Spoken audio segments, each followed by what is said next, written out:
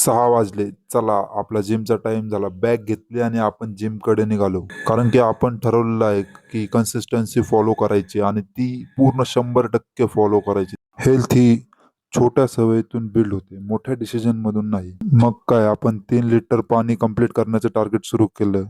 आजचं hydration target सुरू.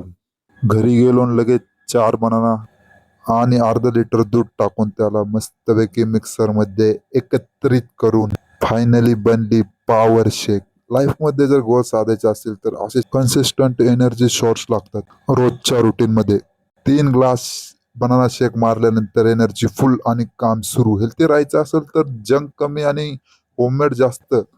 2 तासांनी ब्रेकफास्टला पोहे आले प्लेटवर, पण सांबार संपलं होतं म्हणून वरण घेऊन खाल्लं. टास्किंग चालू, एकीकडे काम एकीकडे खाणं. खरंच सांगतो हा कॉम्बो फक्त बॅचलर्सलाच कळेल. कामाच्या मध्ये ब्रेक म्हणजे लक्झरी नाही, नेसेसरी आहे. टेरेसवरचं धुक्का आणि पावसाचा सुगंध म्हणजे फ्रीच नेचर थेरपी. मग काय म्हटलं, नेटफ्लिक्स नको, हीच माझी वेब सिरीज आहे. जेवण प्लस आपला तमाशा मूवी बघितलं, काम पण आणि जेवण पण आणि मूवी पण, मल्टीटास्किंग करतोय. शेवटी लॉग आउट करून संध्याकाळी भावाकडे गेलो गणपतीची आरती करायला. सुंदर डेकोरेशन, बाप्पाची मूर्ती आणि भक्तीचे वाईब. डेची परफेक्ट एंडिंग. बोला गणपती बाप्पा मोरया.